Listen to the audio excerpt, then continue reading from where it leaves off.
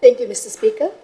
Honourable Speaker, Honourable Prime Minister, Honourable Leader of Opposition, Honourable Ministers, Assistant Ministers, Members of Parliament. Mr. Speaker, before I go to my statement, I'd like to respond to Honourable Viren Lal on his comments. As usual, I don't think he was listening. Ministry of Agriculture was at each of these locations providing training, tools, awareness, markets, and food processing training. These are not one-off. These communities are connected to SMEs and markets through Women's Expo, which we have spoken about in this House before. I invite Honourable Lal to take his time to read our recently launched National Action Plan on Women's Economic Empowerment. To understand the roadmap, you had questioned, are women linked to economic empowerment opportunities? This government has just launched a plan. Please read it. It will tell you the roadmap, the budgets, the resources for women's access to product development and market. You are questioning, I'm providing you with an answer. You said you are ready to scrutinize our plans and budgets. You are welcome to do so. Visit our office. We're happy to send you these plans. He also questioned on what we are doing on gender-based violence. Again, I invite him to read the National Action Plan on Gender-Based Violence, which is right now in its midterm review, to evaluate its success so that he can get his answers. And I invite him to participate in this review also. This government is not doing these things one-off. It's very obvious if you see the number of government agencies present at each of these events. We are making an effort to make sure our rural communities have access to services and are in touch with the government. This is not one-off, like I said. REACH programs are already planned for the Western Division as well as Central Division. So, if you have questions, we are happy to provide you with answers. Thank you, Honourable Member. Honourable Speaker, Fiji commemorated Pinktober 2025, our Breast Cancer Awareness Month, a campaign held in October to raise awareness for breast cancer with the goals of promoting early detection, screening, and supporting those affected. The month was symbolized by the pink ribbon to educate the public about risk factors, signs, and symptoms, as well as supporting survivors and honoring those who lost their lives to the disease. Pinktober is not merely an awareness campaign, it's a national call to action, a reminder that fight against cancer is a fight for life, for equality, and for dignity. It is about ensuring that every Fijian woman and man, whether in the city or the most remote village, has access to knowledge, screening, and support needed to prevent and survive this disease. Mr. Speaker, October, or rather Pinktober, has come to an end, but breast cancer awareness must not fade when the pink ribbons come down. This is a conversation that must continue every single day in our homes, in our communities, in our workplaces, and in our schools, because cancer does not keep a calendar, does not wait for October, and neither should our vigilance, our awareness, or our compassion. Mr. Speaker, cancer remains among the leading causes of premature death among Fijian women, particularly breast and cervical cancer. Breast cancer is the most common cancer among our women. Fiji also faces one of the highest cervical cancer rates in the Pacific. Cervical cancer is the second most common cancer among women and one of the most preventable through HPV vaccination and early screening. Ministry of Health and Medical Services data reveals that between 2013 and 2022, total of 2,517 Fijian women were diagnosed with breast cancer. In 2022 alone, there were about 355 new cases, of which 98% were women and 2% were men. The youngest recorded patient was just 17 years old. A sobering reminder that breast cancer does not discriminate by age or gender. The Fiji Cancer Society continues to register 10 to 15 newly diagnosed breast cancer patients each month in the Central Division alone. This is why we must act, because early detection saves lives and no one should have to face this battle alone.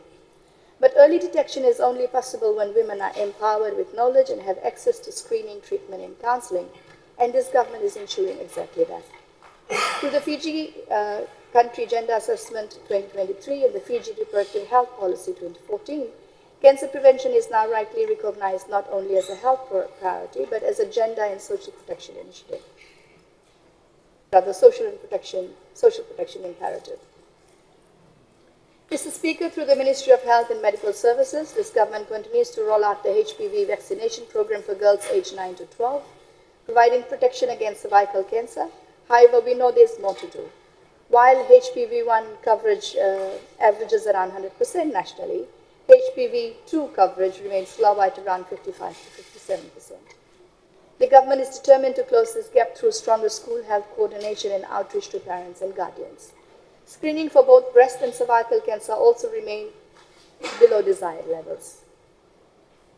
That is why we are intensifying public awareness, promoting breast health examination, and expanding mobile outreach clinics to bring services closer to women in rural and maritime areas. Mr. Speaker, the Ministry of Women, Children and Social Protection partnered with Ministry of Health and Medical Services to take awareness programs directly to rural communities throughout the month of October as part of our divisional commemorations. In the Central Division, more than 100 women gathered at Danda Government Station in Namosi and went through not only screening, but also the information on STIs and HIV. In the Eastern Division, awareness events were held in Balavu, Ngau, and Kandavu.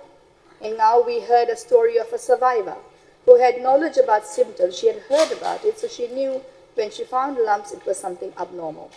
She spoke with her family about it. And because she found early and with her family support, was able to come to Suva and get treated on time, and has been a survivor for past decade. This shows the importance of knowledge, even in the most remote areas. In the Northern Division, rural women from 20 villages in Bua went through interactive health discussions and screenings. In the Western Division, in Rakiraki and Tavua, there were awareness events and screening. These engagements gave women the opportunity to access breast cancer information, screening, referrals, counseling services, and bridging the urban-rural divide in healthcare. Our partners in this fight deserve recognition, Mr. Speaker. The Fiji Cancer Society has been at the forefront of community outreach and survivor support. In October alone, Fiji Cancer Society conducted 49 awareness sessions with their many partners.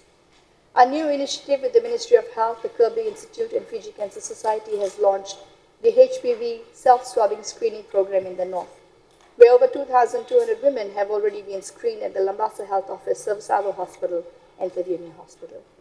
This partnership is a powerful demonstration of how collaboration delivers impact, reaching women who would otherwise go unseen, unheard, and untreated. I would like to acknowledge corporate sector, universities, and the many workplaces that organize awareness during the month. Our fight against cancer is strengthened through the many partnerships, including Medical Services Pacific, House of Sara, Sungasunga Vakamaraman Itoke, Suroptimus International, many other community and faith-based organizations that have been conducting outreach into our villages and settlements. We also acknowledge our development partners, UNFPA, UN Women, the governments of Australia and New Zealand for their continued support for women's health, gender equality, and cancer prevention initiatives. Mr. Speaker, we have now come into a new month, which is known as Movember, from November, which is dedicated to men's awareness on prostate cancer and men's mental health. Prostate cancer is a significant health concern for men in Fiji, marked by a poor public understanding of the disease, which leads to late-stage diagnosis and lower survival rates. In recent years, there have been approximately 30 to 50 new cases reported annually. I urge the leaders in this House to openly talk about cancers and encourage our men and women to get screened. Your involvement, the leaders in this House, your involvement can help promote healthy behaviors and address the high mortality rate caused by late cancer detection. I also call on our community and faith leaders to surround the families affected by this disease with love and compassion to ensure that no one has to walk this journey alone. Thank you, Mr. Speaker, for this opportunity to share, and I hope that this House will continue with earnest screening for men during this month.